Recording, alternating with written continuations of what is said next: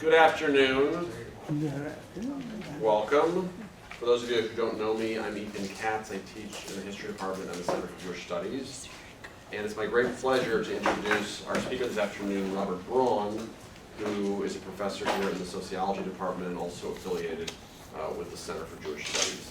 His lecture tonight is entitled Protectors of Pluralism, Religious Minorities, and the Rescue of Jews in the Low Countries During the Holocaust.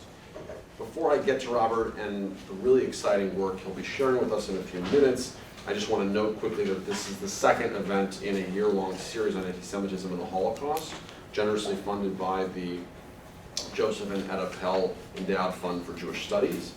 Tonight's event and the entire series are co-sponsored by the Center for Jewish Studies, the Berkeley Center for the Study of Religion, Departments of History and Sociology, and the Magnus Collection of Jewish Art and Life.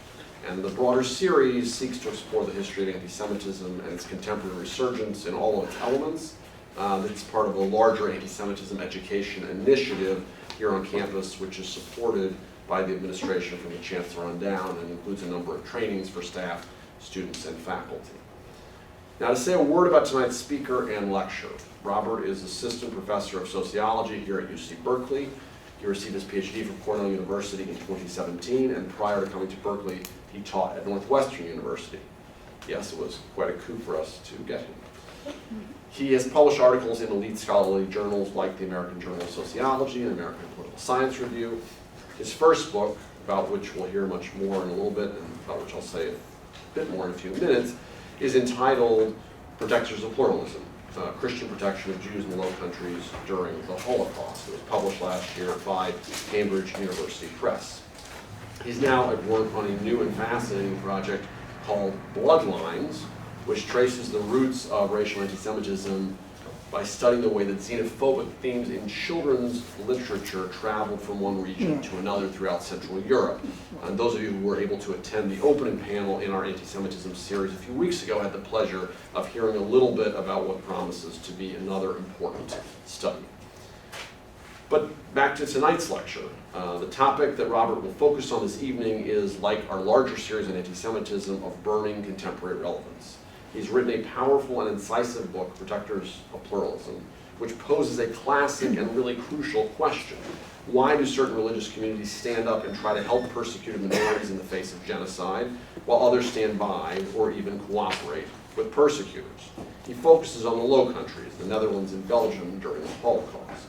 And he shows just how complex the factors were and how we cannot reduce the answer to this question to anything about a particular religion or denomination, really about how locally shaped responses so often are. Don't worry, I'm not going to give away too much about the lecture. He goes about this in the book with what is a staggering corpus of evidence based on a huge number of archival sources and testimonies that he gathered and analyzed, but he also has the most human dimension at the forefront, and I'm sure that this will come through for us this evening. It's clear that for Robert, his book is about a quest to understand not merely a theoretical question or a series of historical events, but something basic and important about the human condition. And indeed, we are living in times when all of us have to face a reality where we ask ourselves, what are we doing, what should we do, what can we do as we face hatred around us in various forms, including, sadly, in the return of anti-Semitism. So the lecture could not be more timely. Without further ado, it's my great pleasure to welcome Robert Braun to his own lecture.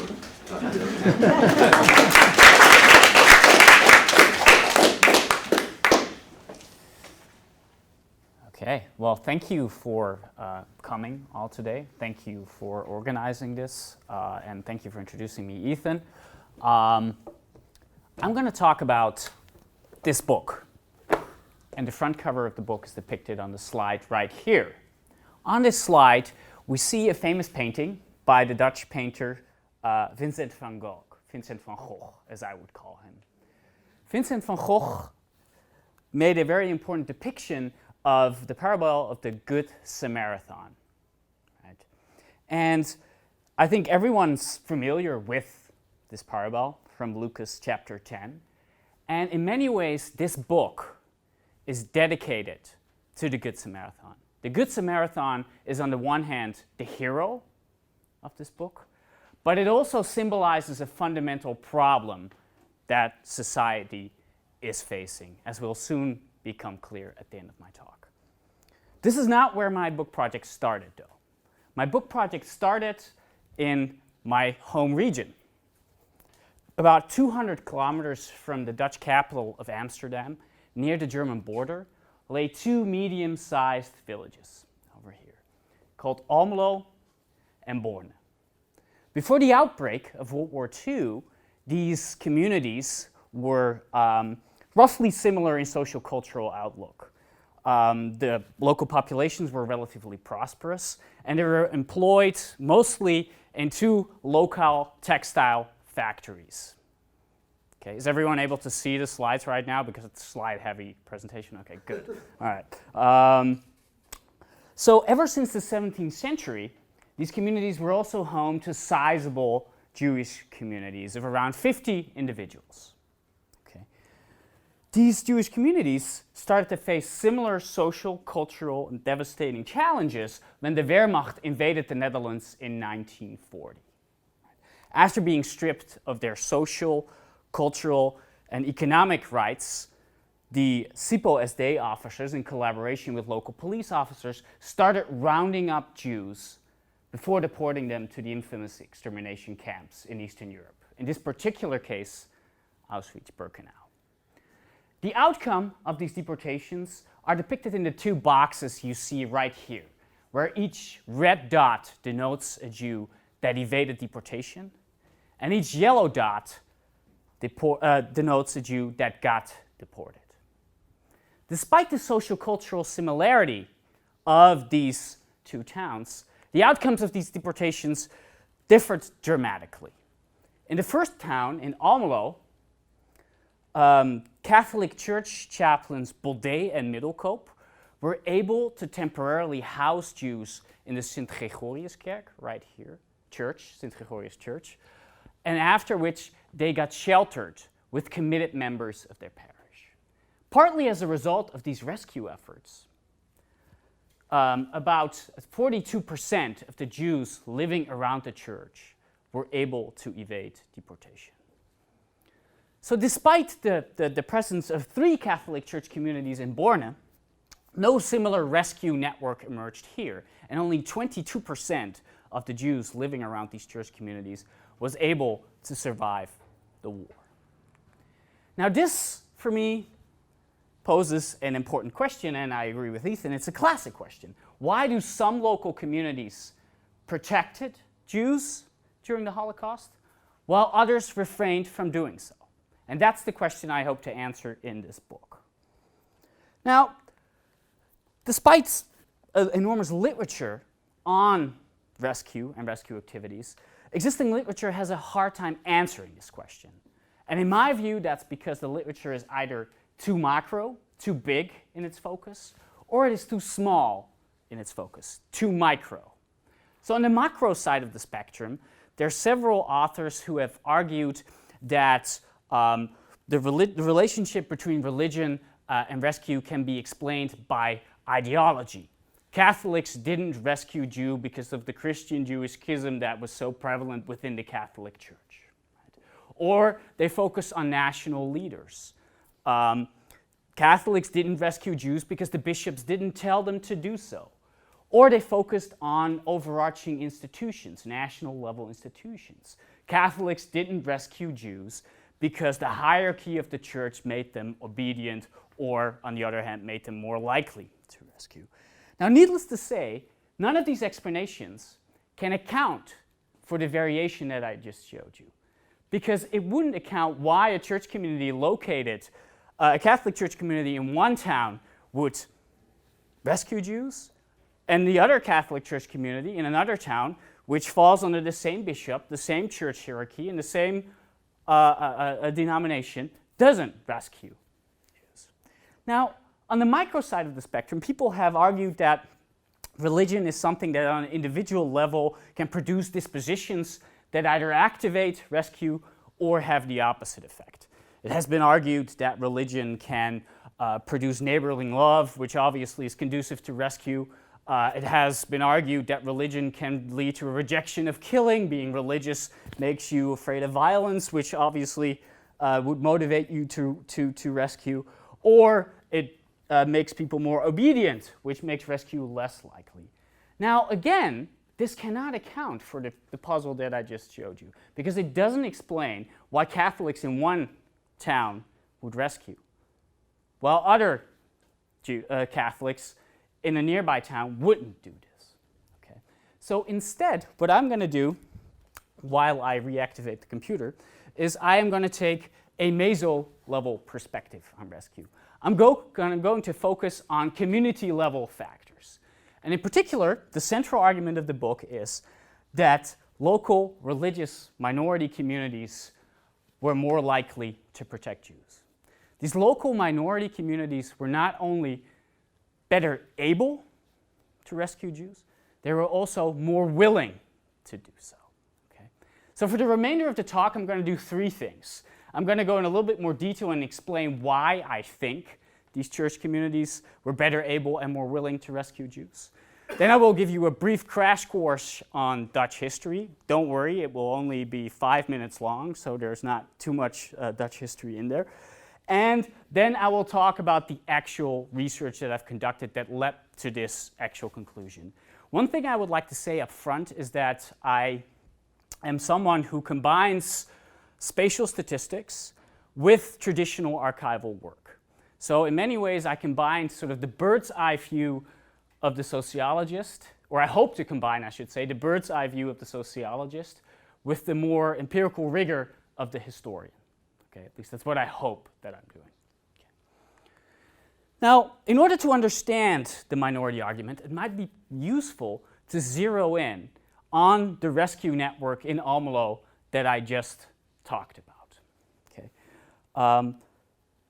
In Almelo, rescuing Jews involved building an organization that required the cooperation, first of all, of an overarching coordinating institution, the Catholic Church, the St. Gregorius Church. It required the cooperation of several couriers who were willing to distribute information from one hideout to the other and were willing to move Jews from one place to the other. It required the cooperation from farmers who were willing to provide produce that could be used to help to feed the Jews who were sheltered. And it also required spies in the police system who could warn the community whenever a roundup was coming up. And finally, it also required the cooperation from numerous individual households that were willing to shelter Jews for a prolonged period of time. Okay. So, long story short, rescuing Jews is too much work for one person alone and requires cooperation. However, attracting people to participate in these cooperative activities is far from easy because both the costs and the odds of getting caught were extremely high. It would take only one denunciation from someone inside the network or someone in the immediate environment of the network, and the entire rescue operation would be dismantled. Okay. So, taken together, this is what I call in the book a clandestine collective action dilemma. In order to rescue Jews, you need a core of committed actors willing to mobilize. However, this coordination needs to be done in secret because you cannot have anyone in the environment find out. Okay. Now, I believe that minorities, or the research suggests that minorities are better able in overcoming this dual challenge of coordination and secrecy. Okay. First of all, we know from the literature in sociology and psychology that minority communities often form isolated hubs of commitment. So building on the distinctiveness postulate, for instance, social psychologists have argued that people tend to identify more with traits that are rare in their social environment. Let me illustrate that with an example. When I'm here in front of you, I feel incredibly Dutch. When you put me in the middle of Dam Square, I feel a little bit American, right? So in other words, the rarity of my trait is the trait that I identify with the most. Okay? Minority groups are in essence groups that are organized around rare traits. And as a result, its members are often more inward-looking, more isolated, and more committed to the group and the leader. Okay. Now, minority groups are not only sort of these isolated hubs that can be exploited for clandestine activities, they're also more willing to actually rescue. And this is what I refer to in the book as the empathy mechanism. So going back to Aristotle and Homer, we know that empathy is often driven by the recognition that what the misery that happens to others can also happen to you.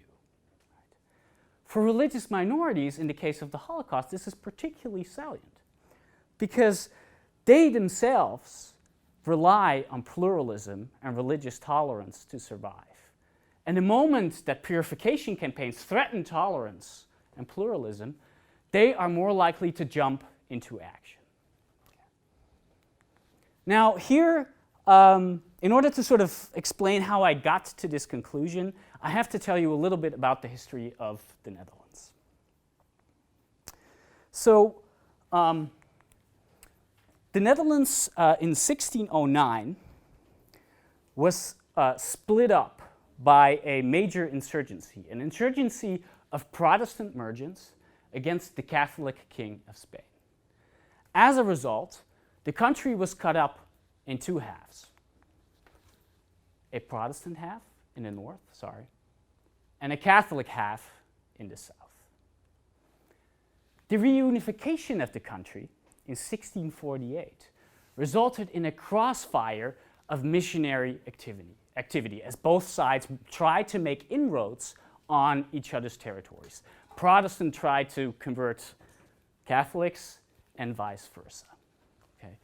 And this religious sort of behavior had a lasting imprint on the overall religious history of the country.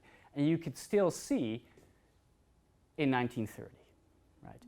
Where you here see census data from the 1930s, you still see the Protestant north, the Catholic south, but there's all this religious mixing taking place sort of in the middle. Right? Now, apart from conflicts between Catholics and Protestants, conflicts within the Protestant Church also added to the formation of all sorts of minority enclaves. Out of dissatisfaction with either modernist tendencies or anti-modern modernist tendencies in the mainstream Protestant Church, several Protestant factions split off from the mainstream church and formed their own little congregations. And these congregations are depicted here with the black crosses on this map. So as you can see, there's sort of a clustering over here in an area that's commonly referred to as the Dutch Bible Belt. And there's a little bit in the east and the north. Okay. Another thing that you need to know about Dutch religious history, and in order to make sense of the book, is that something peculiar happened, and something that's very different from what happened in neighboring France or neighboring Belgium. Contrary to what happened in these countries, Christian church leaders at a national level, so the Synod and the bishops, collectively, so together, repeatedly and consistently rejected anti-Jewish legislation and Jewish persecution. Okay. They in total staged 39 public protests against anti-Jewish legislation, secretly collected money to help Jews, not openly, also clandestinely encouraged local clergy to help, and as a result, religious leaders were crucial for mobilization on a local level and mobilizing the population against the Nazis. However, as we just saw, they didn't mobilize everywhere. Now let's for a second combine the minority argument with the religious landscape of the Netherlands. If you combine these two things, you can derive three expectations. First of all, Catholics were more likely to rescue Jews in Protestant parts of the country. The flip side, Protestant were more likely to rescue Jews in Catholic parts of the country.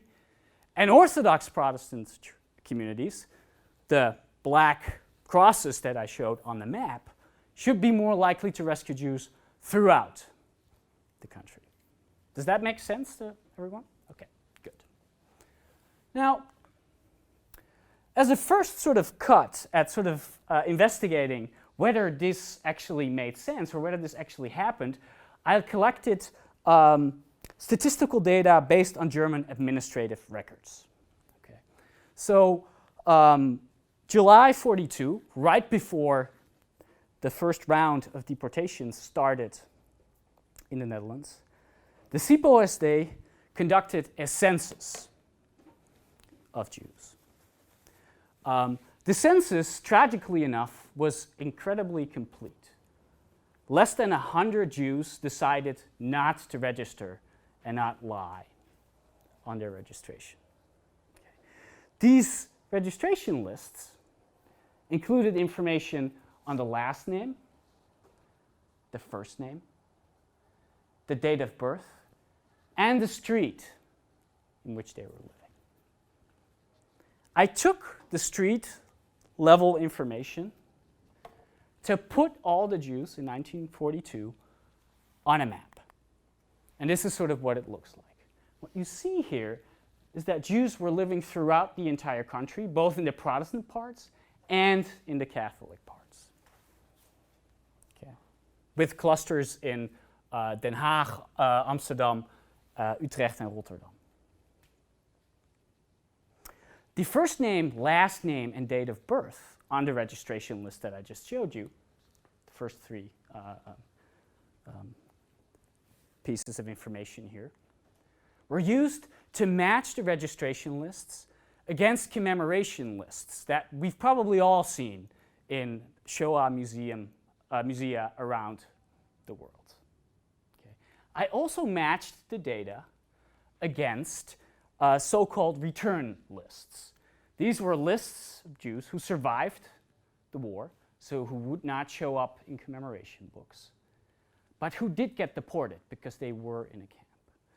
Based on this information, I collected a geocoded database of 98% of all the Jews living in the Low Countries, and whether they evaded deportation or whether they got deported or not. Okay. Then I started comparing Protestant and Catholic neighborhoods throughout the country. As you can see here on this map, the evasion rates vary on a super fine-grained level, which reinforces the notion that local communities were crucial in producing shelter and help to Jews. Okay. Now, this is the most complicated figure of my presentation. Don't panic. I will spend a lot of time talking you through it. Okay? So it has three moving parts. So this figure compares Catholic and Protestant neighborhoods, the evasion rate, so the survival rate of Jews, and it does so for the entire country based on the overall religious composition of the country. If that's confusing to you, that's probably because it is a little bit confusing and my explanation is not very clear. But imagine walking from the north of the country, the Protestant north of the country, to the south, the Catholic south of the country. And while you're walking through this country, compare the evasion rates of Jews in Protestant neighborhoods and in Catholic neighborhoods. That's in essence what this graph is doing. Okay. And what do you see here? The first thing you see is that in regions in the north where there are very few Catholics, the evasion rate of Jews was much higher in Catholic neighborhoods. So in the few Catholic neighborhoods that existed in Protestant parts of the country, evasion rate was much higher. Okay. Now when you walk from the north to the south, you see that that the difference between these neighborhoods becomes smaller and actually flips around. And when you're in completely Catholic regions, or almost completely Catholic regions, I should say, Jews living in Protestant neighborhoods had a much higher survival rate. Okay. Does this make sense? Does this figure make sense there? Okay, good. Now, whereas the sort of this side of the figure sort of is in support of the first expectation that I just formulated, the other side, this figure, is in support of the second expectation that I just formulated. Okay. Now, we can also, of course, compare the survival rate between Jews living in Orthodox Protestant neighborhoods and neighborhoods that are not Orthodox Protestant. And that's what you see here. And as you can see, the survival rate of Jews in Orthodox Protestant regions was almost 40%, and it was much lower, less than 20% in other neighborhoods. Okay. Now, what this in essence shows us is something but not much, right? What it shows us is that the actual survival rates in the country are in line with the minority thesis. What it doesn't tell us, of course, is whether this is actually due to the minority rescue operations that I think are so important. So in order to, and this is kind of where the book starts in a way, right? I now sort of, now that I have this data, I start investigating what happens in these different localities, what happens in these different Protestant and Catholic neighborhoods throughout the country. And I do this based on three sources. I do this based on archival collections housed at Yad Vashem, Jerusalem, archival collections housed at the Dutch Institute of War Documentation in Amsterdam, and most importantly, I do this based on a collection which is housed at the Social Insurance Bank in the beautiful town of Winschoten in the Netherlands. A very small town where I spent much more time than I would have ever hoped to spend. But about this collection, I would want to say something because it's a very special and underutilized collection. In the Netherlands, after the war, if you could prove to the Dutch government that you had made costs during the war sheltering Jews, you would get an additional stipend by the Dutch government. Okay. And before you make fun of our welfare state, this was largely funded by Marshall Plan money. So thank you, United States.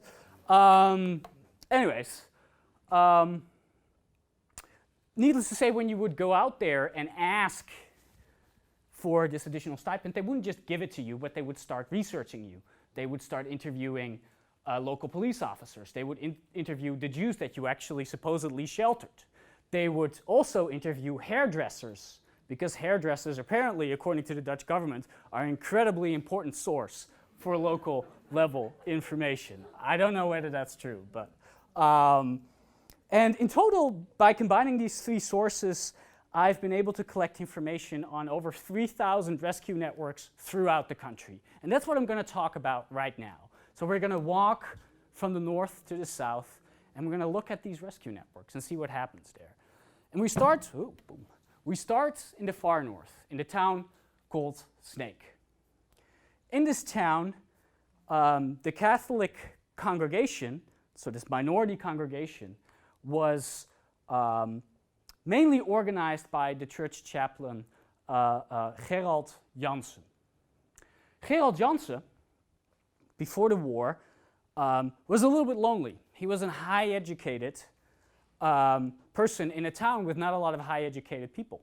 So if he wanted to have a conversation and he wanted to have fun, he could not talk to the members of his parish. So who would he talk to? Other highly educated people in his town. The Protestant minister, and of course, the rabbi. You know, they might all go to hell, but for now, playing cards with them is just fine. Okay, and when the Wehrmacht invaded and when the anti-Semitic legislation got ratcheted up, the rabbi went to Chaplain Jansen and asked for help. And Chaplain Jansen was able to do this and sheltered many Jews living around his parish. When asked why and how, he basically said something like, well, I knew everyone in my parish. Right? I knew everyone, so I could easily figure out who could help me and who could not. The more interesting testimony, however, comes not from Jansen, but from his Protestant majority leader, Reverend Protestant card buddy. He says that after the war, he was amazed by the fact that his minority counterpart was able to rescue so many Jews.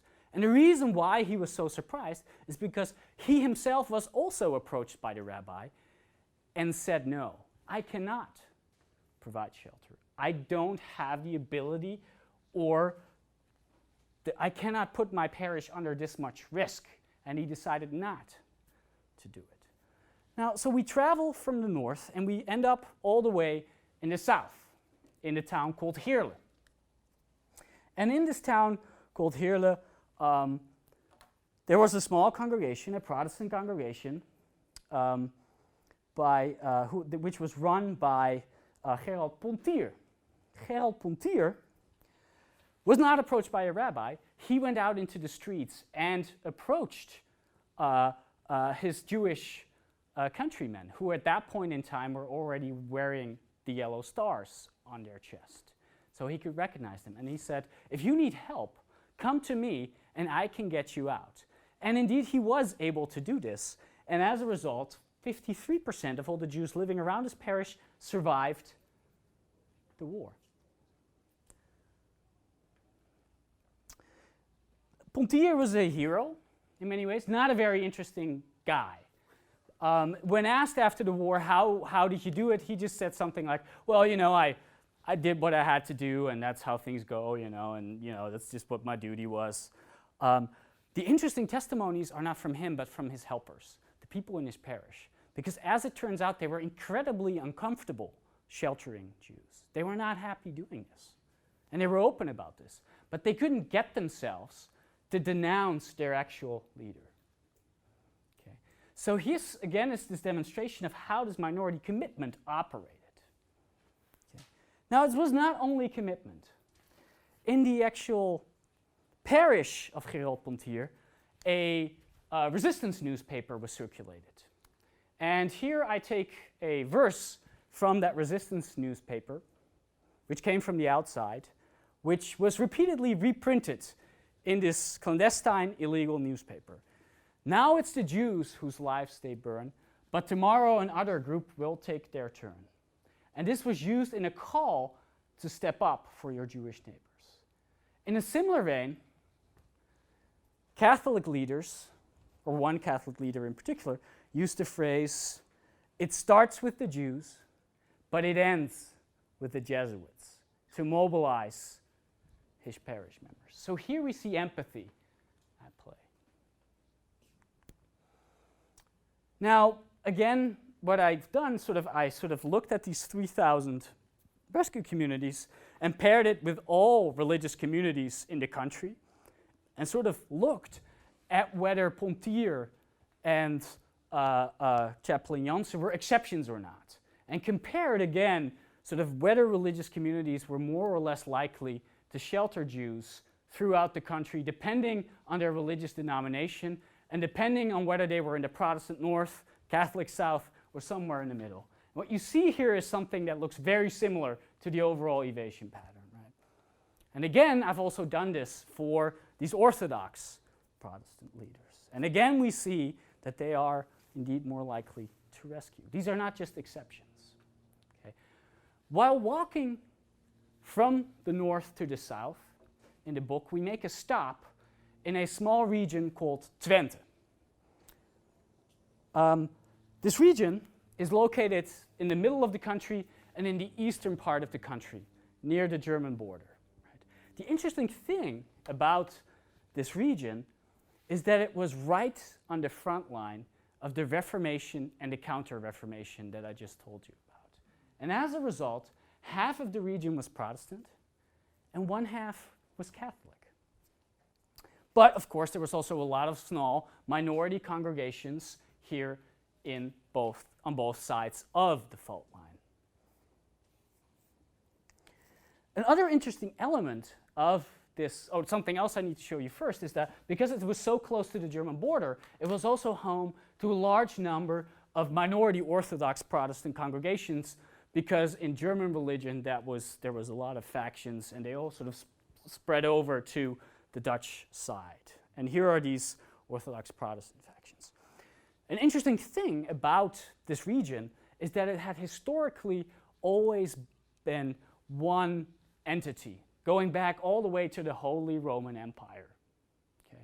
And this was further reinforced in the 20th century when the Dutch government actually designated this region as a textile factory hub, sort of creating policies to creating this one integrated economic region. Okay. Because of the textile industry, this region was also home to sizable Jewish community. There were 3,005 Jews living in Twente in 1942. Now, this in many ways poses a hard test for my theory, right? If my minority argument actually holds, we would expect the religious color of rescue networks to flip around the moment we move from here to here. And based on the data of these networks, which are depicted here, we can see two things. The first thing you need to see when you look at these rescue networks, Catholic and Protestant rescue networks in both regions, is that resistance activities were extremely segregated. There was hardly any interreligious collaboration taking place between Protestants and Catholics. And another thing that you see is that with the exception of Nijverdal, Weerselo, and Haaksbergen, all the rescue networks follow the minority hypothesis. Okay. I would like to briefly, and we see the same again with the Orthodox factions that sheltered throughout the region. I would like to briefly zero in on this part over here, this Protestant sort of cluster surrounded by Catholics. That cluster over there is the city of Enschede. And the city of Enschede was home in 1940 to two Protestant referents. Overduin, Leendert Overduin, and Nanne Swiep. Okay. These two their careers followed rather remarkable parallel trajectories. They went to the same Protestant elite university. They both studied theology. They both dedicated their lives to becoming a referent within the Protestant mainstream church. And after starting in smaller parishes throughout the country, they finally made it and ended up in the big city of Enschede. One thing happened, however, along the way. And that was, and this is going to sound a little bit silly, but it's actually rather important for understanding what I'm doing here. In 1926, within the Protestant church, a huge battle over doctrine emerged. Okay. The battle and the conflict was over the question, could Adam and Eve in the Garden of Eden hear the snake talk? Okay. Okay. Now, so that sounds like a rather sort of minor debate, but it's actually had crucial consequences. Leendert Overduin basically went in front of the Synod and said, no, snakes can't talk, so how could they have heard them? It was probably a metaphor for something. Now, whether he was wrong or right, we can debate. What we can all agree on is that that's not a very clever thing to say in front of a Protestant Synod, because his church congregation got kicked out of the mainstream Protestant church, and he formed his own faction. So interesting side story. I know this is a bit of a tangent, but I think the story is kind of cute. His daughter actually became a biologist later on in life, which I think is kind of interesting given the thing with snakes talking, yes or no. But anyways, so he sort of split off and became a leader of the church, which is called the Reformed Church in Recovered Unity. I hope that's the correct translation. Now, in Enschede, Overduin and Swiep met again. They had a lot of conversations together, and they also met at a protest meeting in 1942. And they both wanted to rebel against the Nazi regime and resist anti-Jewish legislation. So the Sunday after, both went to their church communities and denounced from the pulpit the Nazi regime and called on their followers to rescue. Okay. The difference is that Nanne Swiep did this in the large main Protestant church at the main square in Enschede with over 2,000 people sitting there, and got denounced by the guy who plays the organ and was arrested 3 days later. Leendert Overduin, on the other hand, became the most successful rescuer and helper of Jews in the Netherlands, and I think some people argue he helped shelter over 700 Jews. Okay. Now what this suggests is that minorities are not only better able to set up rescue networks, they're also better able to keep their networks underground once they start. Right? And this is, of course, something you can also investigate more systematically by looking at arrest records, and that's something I've done. I'm not going to sort of, because I'm running out of time, I'm going to sort of skip over this. But again, if you compare arrest records of minority congregations and majority congregations throughout the country, it follows a similar pattern. Minority church leaders were less likely to get arrested than their majority counterparts. Okay. Now, before I conclude, I would like to return to the two communities where I started my presentation. Remember, we had Almelo and Born. One town, a resistance network emerged, and in the other town, it did not emerge. And I think that the minority thesis can go a long way in explaining this pattern, because as you can see right now, these two towns were located right at the border of Twente that I've just been talking about. So to conclude, what I hope to have shown here in this talk is that protection of religious communities is not driven by individual level dispositions. Religion doesn't make you a better person. It's also not driven by the inherent characteristics of the religious tradition. It's not as if one religion is good and one religion is bad. What it shows is that one of the most important factors in producing rescue is how communities are locally embedded. Okay. Now, can I have 1 more minute, or am I sort of over time? So I 2 minutes. Okay, good. Thank you. Appreciate that. So despite the fact that this book is about rescue, it's not a story of hope. It's pretty much a story, it's pretty much a tragedy, right? The minority thesis that this book helps to highlight doesn't only explain rescue, it also explains its disjointed, fragmented nature. It were the people who were deviant and different and outsiders in normal times that become rescuers in times of emergency. The people who really could have made a difference, members of the mainstream, members of the majority, often refrained from doing anything. So I hope that if this book only accomplishes one thing, I think that it sort of functions as a warning about one of the fundamental weaknesses in empathy, solidarity, tolerance, and rescue. And I'm afraid that we might need this warning much sooner than we would like. Thank you for your time.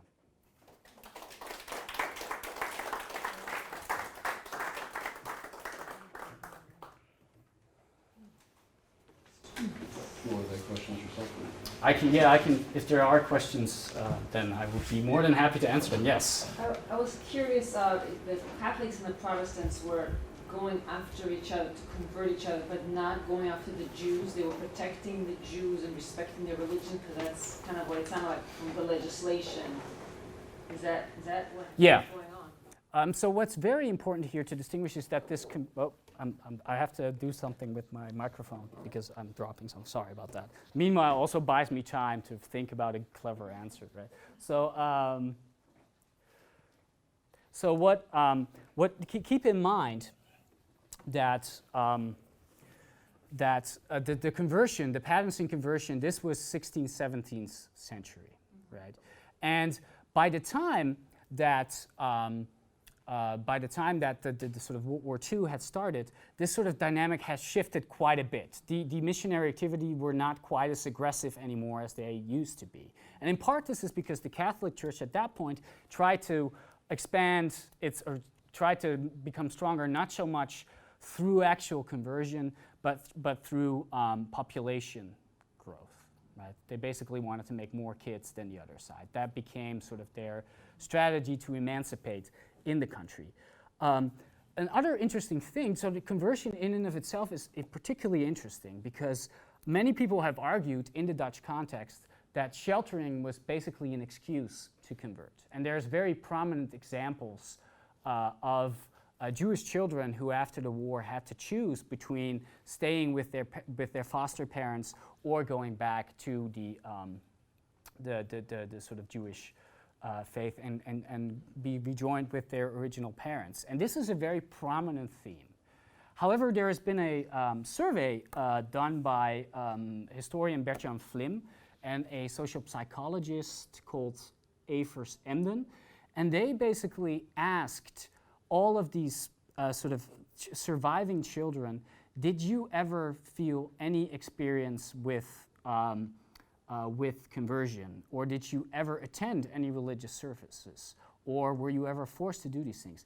And at least in their recollection of things, only 4% of all the surviving children actually experienced this. And keep in mind that this, so on the one hand you could say, well, this probably is just recollection bias, sort of there must be some sort of recollection bias. They no longer remember this, or they want to keep the good memories of the people who helped them. But keep in mind that this survey was conducted right at the height of a super prominent case of a woman who currently works at Yad Vashem, who was involved in this really ugly lawsuit, which should have presumably primed people to think more about conversion. Yes, yet it turned out to become a very rare phenomenon. Very different in the Belgian context, but I should probably also give other people opportunities to ask questions. Yeah, any other?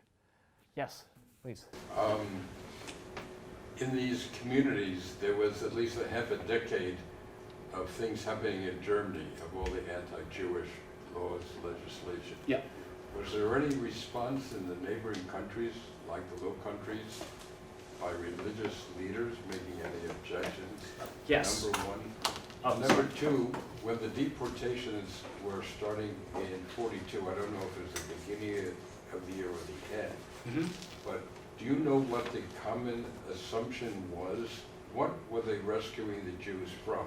From going to a labor camp, or was there knowledge that they were rescuing them from certain death, or most likely death? Yeah, super great questions. I'm going to show you, I'm going to answer the first question with some, as you probably have noticed, I'm a social scientist who, I'm a bit data heavy at times, so I'm going to answer your question with some data because I was incredibly interested in this question myself. So what I've done is I've actually coded the 4 biggest newspapers and okay, I'm going to make this bigger hopefully, sorry, but I want to do justice to this really important question. Full screen mode, here we go. This are claims on Jewish persecution in, let's see, in the newspapers. So, yes, they did respond to anti-Jewish legislation once they started seeing it. And religious leaders often condoned it, and often, and sometimes, in some occasions, were actually took a different approach. They responded to it by saying, oh, look at all these people being outraged about the Nazi legislation, but no one was complaining when the Soviets kicked out the Catholics. Oh, this is not fair, they're discriminating against us. So these are sort of the 2 poles, right? The 2 extremes. However, the prevalence of these 2 extremes varies per religious community, and again varies per local configuration of the religious community. So I've took a mainstream Protestant newspaper in the north, took one in the South. I did the same for the Catholics, the biggest newspaper at each occasion. I also coded all the references to anti-German legislation in secular newspapers and sort of compared them. And what you see is depicted here on this graph. So what you can see is that already before the war, the religious leaders in these countries, the minority pattern that you saw during the war was already visible before the war.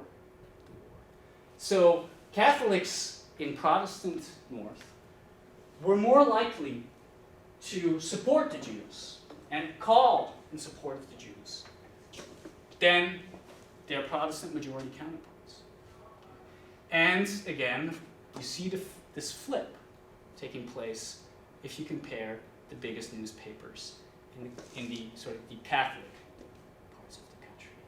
Now, what's interesting is that sort of if you look at the secular newspapers, it's roughly comparable, sort of in terms of calling for support of the Jews, which seems to suggest that this is really not driven by some sort of overall regional difference, but is really driven by this interaction between your status in the community, if that makes sense. Does that answer the question? Okay. The second question was about, I only wrote... What did the people think they were rescuing the Jews from? Yeah. No, this is a great question. So this is a super controversial debate in the Netherlands right now. So on the one hand, there is a historian named Bart van der Boom who says, basically, they didn't know of their fate. They didn't know that Jews were going to get, by which he means that they didn't know that Jews were going to be gassed in the extermination camps. There's a other historian, and who unfortunately passed away quite recently, called Evelien Gans, who said, yeah, sure, they didn't know that they were using gas chambers to exterminate Jews in these camps. But really, no one has really gotten any better in life in a labor camp in Eastern Europe. So regardless of whether this was extermination on such a massive scale, or extermination through labor, which it probably would have ended up anyways, for the actual dynamics and the actual need to shelter, it doesn't really matter all that much. At least that's what Evelien Gans would say, and I am more on her side than I am on the Bart van der Boom side of the debate. Now, another interesting thing that we also see in this data is that we can sort of look at, there was a lot of immigrants still coming into the country, needless to say, before World War II, and still a little bit some refugees during the war. And what we see is that places that were more exposed to immigrants from either Eastern Europe or from Germany had higher evasion rates. Now this, of course, seems to suggest that there is some sort of relationship between knowledge about what was going to happen, or how bad things were either in Germany before 1942, or how bad things are in the camps, and survival. So that will be my answer. Thank you. Yeah. Yes, please. I have two questions, but maybe I'll ask one and then if there's time. Oh, okay. Yeah. So extrapolating from the minority principle, Yeah. in areas that are very evenly distributed, where a very local, let's say a town is very evenly represented by Catholics and Protestants, is it that people on both sides are very apathetic, or is it that people on both sides are equally supportive of rescuing Jews? Like what happens when there isn't a clear minority? I see. Oh, okay. That's a great question. So I think that in part the question is partly sort of, you can see it in the data, but you have to sort of look on a very fine-grained level. And since I'm going over these slides super fast, I'm sort of going to go back to them real quick, if that's okay. So what you see is that. Oh, the middle of the. Yeah.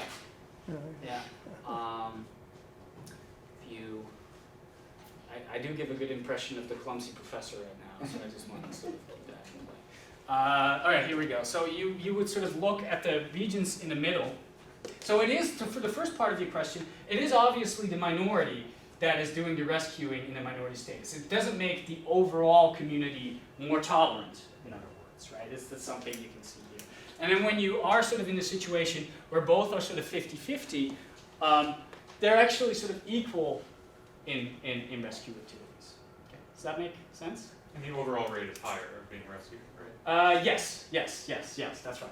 Yes. Yeah. So it supports this idea of just the positive effect of having a diverse viewpoints in a. Yeah, I guess it does, but the thing is that you sort of over aggregate the data. If you that's a super bad term. Sorry, I should not have used that. The thing is that I think it's right that it's sort of the notion that it's to some extent pluralism that produces pluralism. But what this shows is that there's actually a really distinct process through which it does this, and that's through the activation of the minority communities. Okay, there's a question over there, and then Ethan, and then the gentleman up here. I'm going to go to the lady in the back first, and then I will go to Ethan, and then I will go to you. Is that okay? Thank you. Yeah. So my question would be, how do you compare the Netherlands with countries like Italy, where rescue also happened, but where obviously Catholics are in the majority, and it still happened in Catholic communities. So what do you answer to those? Is this a very Dutch case, or is this minority principle visible in other countries as well? How do you compare? Yeah, wonderful question. I actually hoped, I ran a little bit out of time, otherwise I would have shown you this slide. And this slide, what this does is it takes the, for each country in occupied Europe, it takes the ratio of the percentage of people in the country that belong to a minority congregation, and it takes the percentage of the people in the country, of the rescuers in the country that belong to a minority congregation. You divide one by the other, and then you get a ratio. If you get a ratio of 1, it's exactly the number of minority rescuers is exactly what you would expect given the population characteristics. If it's larger than 1, the percentage of minority rescuers is overrepresented. And if it's lower than 1, the reverse is the case, it's underrepresented. So based on the Yad Vashem data, which has data on a lot of European countries, I've been able to sort of do this more systematically. And I here sort of compare sort of the overrepresentation and underrepresentation of minority rescuers throughout Europe. Here's the line of 1. So here is where the dots would fall if it would be exactly what you would expect according to the population. On this side is the overrepresentation of minorities, and on this side you see the underrepresentation of minority communities. Now, in general, I'm going to argue that in most countries, I'm going to come to Italy in a little bit, but in most countries you are seeing that the minority thesis holds. And probably you've heard the examples of the Huguenots in France as a famous example. You probably have heard of Margarete Sommer and her rescue network, Catholic rescue network in Protestant parts of Germany. However, there's 2 exceptions to this sort of where the minority thesis travels and where it doesn't travel. It doesn't seem to travel to a place such as Denmark, and it doesn't seem to travel to places, in particular Poland and Lithuania. Now, the reason why it doesn't travel to Poland is, the reason why it doesn't travel to Denmark first, why it doesn't travel to Denmark is because there, at a certain point, it was sort of a reluctant there was more sort of local control of the government vis-a-vis the Nazi apparatus, because Hitler saw Denmark as this sort of experimental sort of, playground, but experimental sort of place where he could see whether his ideas could resonate with a foreign population. As a result, he was sort of hands-off in terms of sending Seaboys Day officers there. I think there were like a super small number of Seaboys Day officers in the country. And what you saw here is that this created an opportunity for more open forms of resistance. So the mainstream Protestant church, in the Lutheran church, in collaboration with other types of elites, started cooperating with each other and get Danish Jews outside of the country, and mostly into, there's a large number of them to Norway. So there it doesn't work. And the cases of Lithuania and Poland were a little bit more surprising to me, because here we know that the Catholic Church in these countries the minority churches in these countries were extremely anti-Semitic. So why do we not see a minority effect there? And if you look into sort of the testimonies, you see two things. You see that the repressive nature in these countries was so heavy that often people didn't forge relationships outside of their household to shelter Jews. It was a much more individualized experience. Much more, not individual, but a household level experience rather than a collective thing, with the exception of the large resistance networks, which are sort of a different case. But for the sort of, if you look at sort of the more grassroots mobilization. Another thing you see is that these churches were often, the minority churches in Poland were often German immigrant churches, which had sort of another identity which aligned them with the occupying forces. Okay. So long story short, the story doesn't travel to places, the clandestine collective action dilemma doesn't seem to travel to places where rescue was less clandestine and where it was less collective. Italy is a very interesting case. So if you look at this, if you could still see this slide, which you can't, you would see that there's a strong overrepresentation of minorities in Italy. But this is not entirely an honest reflection of what really happens in Italy, because basically 99.9% of the population is Catholic, and there happens to be a large resistance or a rescue organization by a group of Waldensians, which basically create this huge sort of overrepresentation of minorities in Italy that doesn't really reflect the actual rescue activities in this country. So what I would say happens here is that it's a little bit more, it's a little bit different than the Danish story, but it's not entirely unrelated. What happens here is that Italy was, to some extent, an ally with the Germans for a long period of time, but a reluctant ally. And every time things would sort of be in line, the war efforts and the entire sort of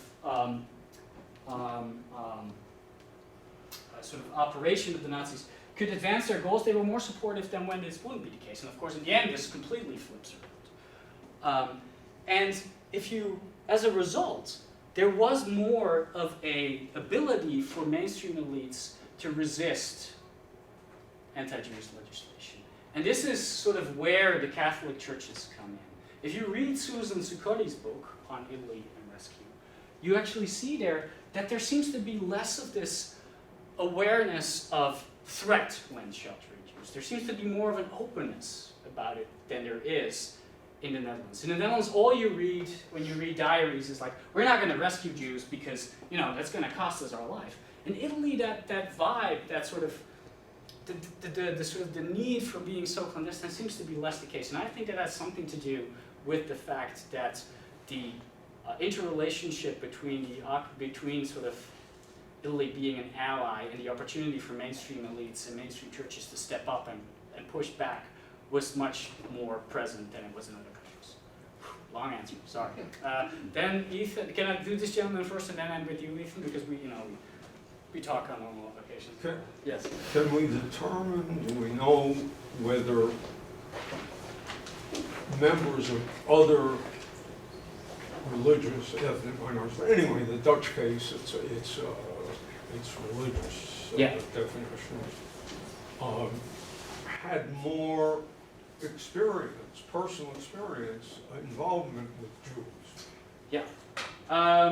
Yes. So this is a super good question. So maybe what I'm showing here is not driven by empathy at all, right? Maybe this is not a story about attachment to tolerance. Maybe this is just something about minority churches, just because of their isolated nature, are more likely to forge connections with Jews because they are in the minority, and it's this integration which in turns produces rescue, right?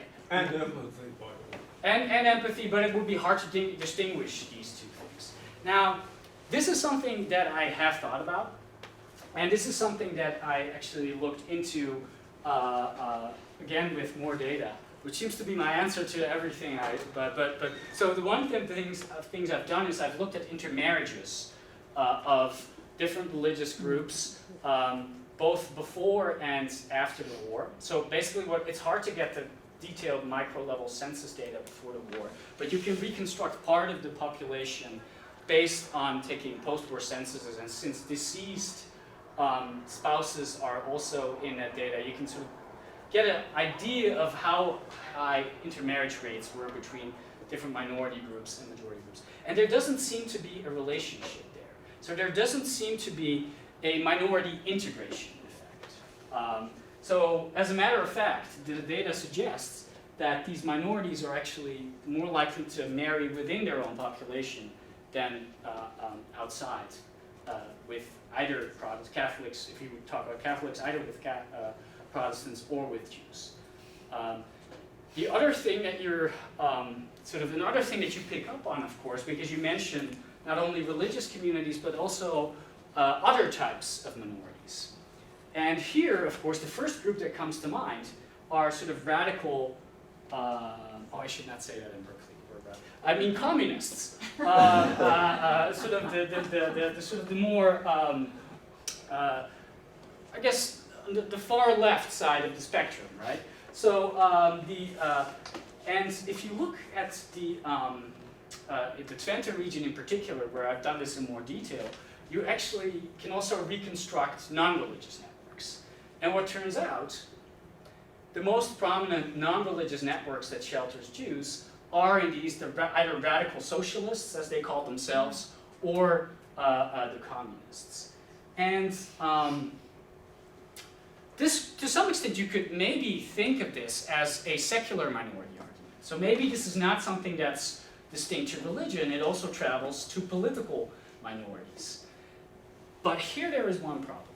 And that problem has to do with the thing that you just highlighted at the beginning of your question. Communists were not only minorities that were isolated, that had more commitments and maybe more of an attachment to political pluralism, they were also the ones who were more, their secular groups were also the ones that were more exposed to Jews and had more Jewish members. So there you would have this alternative factor that could account for the minority pattern. So yeah, Ethan. Thanks for a great talk. My question is sort of to push you a little bit on, basically, in your framework, theology is completely irrelevant, okay, as I understand it. And my question is whether we can separate theology from some of these other factors, such as empathy, so easily. If there were proximate Protestant or Catholic communities with Jewish communities for really a long time, as I understand it, in these areas, not super recently, given the way that theology, often responds to social factors, my question is whether or not, at least in some of these cases, attitudes toward Jews had shifted already in these communities because of proximity, maybe intermarriage, which I'm not sure is the best lens, wasn't high, but various kinds of social and economic relations meant that there had been a relaxing of certain anti-Jewish attitudes among, especially in a context where there clearly was national denunciation by leaders of both churches. Yeah. And the other question is, we're talking about communities that are inherently, it seems to me, more likely to be more traditional, religiously speaking, because they are minority communities that are, by and large, often more closed communities and more closely knit. So the other question is whether certain elements of theology are actually more strongly observed there that have to do with things like empathy or protecting thy neighbor. Yeah. Okay. So to start with the first factor, now this is something I've also So remember that in response to one of the earlier questions, I sort of showed how these elites responded to anti-Jewish legislation in Germany. needless to say, you can trace this further back in time.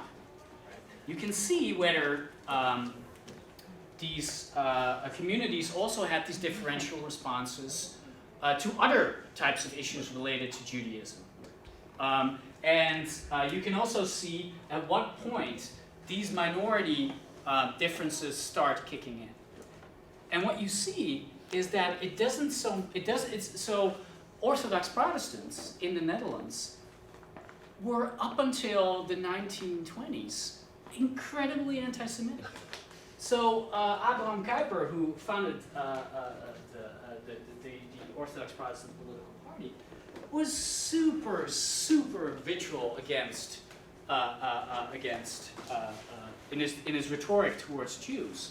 But the moment that you see the actual deportation and religious discrimination in the Soviet Union at first, and in Germany much later, then you see it start flipping around, which seems to suggest that this, in my view, this seems to suggest that this really has something to do with the idea of pluralism, much more than with a tradition, inherent religious tradition.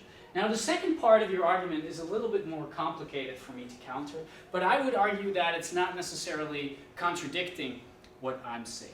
So what you're saying is that minority communities just are more attached to their religious values, and that's the reason why. On average. On average, yeah. So okay, but to me, what sort of then the question for me becomes: so this is apparently true for Catholics, and it's true for Protestants. So what's the use of looking at theological differences still? Right. Well, the question is whether or not, it's not necessarily about the question is whether there would be theological differences between more traditional Protestants and less traditional Protestants, and more traditional Catholics, rather than between Protestants and Catholics. Whether there are certain elements of doctrine in each faith group that would point toward a certain kind of tradition of hospitality or care for the stranger, or whatever it is, that would be more likely to be carried out by people who are more traditional in their broader faith practice. I mean, it's a question. By the way. Yeah. I'm not making an argument. No. I haven't looked at your data, but it's a question. Yeah, no. I think I think that is a fair sort of point, and then we would sort of need to sort of So I think then the answer to your question would be, I don't really know, to be honest. But since this is a talk, I'm going to blow smoke for 5 minutes. So, what we would need to do to figure that out is whether there's any body of textual material that captures theology independently of grassroots empathy, and would it be possible to actually do that? So we would need some body of theological documents written by minority theologists. I mean, that would be a very interesting thing to do. I mean, I wonder if looking at the press, for instance, if you just saw that certain things come through really strongly that are given some kind of theological frame, that would come through much more strongly in certain minority communities than the majority. No, this is wonderful. This is great. So this is something I have looked into, and that would indeed be a better response to your question. So something I have looked into is sort of the themes that people evoke when they talk about protecting Jews or not. And that's so relatively easy to do, and also relatively straightforward to find if I would know how to operate a computer. All right, here you go. So boom. So here I have just majority Catholics, and this is minority Catholics view. So here I've sort of mapped out the themes. It's not eligible. The themes that people evoke when they talk about the protection of Jews in Germany. Now, I cannot even read it from here, so I'm pretty sure that you can't read it from there. But what this says is that the size of the bubble, in essence, indicates the theme that is evoked when protecting. And as you can see, there's some sort of religious themes over here. You see a religious theme here, and there's a religious theme over here. So this is a theme that evokes theology. So here I would go with you and say, yeah, you are probably right. However, I would also like to highlight that the biggest, sort of, the most common themes that are evoked in these debates are debates about similarity. Sentences like, they are just like us. We could be next, like the ones I put on the slide. So that's a very common theme. And here, the most prominent theme is actually something that evokes pluralism. So here you should think of statements like, we have been fighting for our rights. We know what it's like to fight for our rights. The system needs to stay in place. We can't take that away from people. So here I would say, if you would go off of this data alone, it might be a mixture, but I would probably say my part of the story is more important, and you could look at the data and make the opposite.